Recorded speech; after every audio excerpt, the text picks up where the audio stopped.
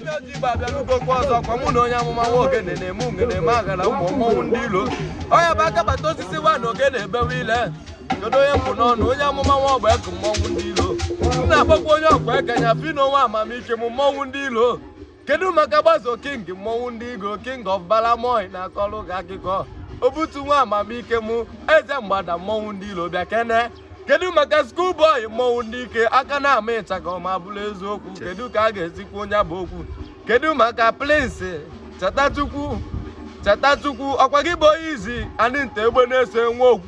mmọnwụ ndị ilo bịa kene ọkwa gị bụ aka kpata udo ọjụwazie kedu ife ọ ga-akọzi ka njukene ya bụ ajụjụ Tony nwa amamike m mmọnwụ ndị ilo Tony nwa amamike m mmọnwụ ndị ilo a na-ama aka bịa keneri ọmụba Asomioja Igbo niile oke osisi nwa ọzọ mba maka na okenye kaba nkọ tawanụ kpọrọ nkụ na-eji Igbo ọnụ ma bụrụ eziokwu osisi kpọrọ nkụ na-ekwu ya bụ okwu Asomioja Igbo niile na onye amụma nwa ọgba eku na-eme umeme agha na mmụọ mmọnwụ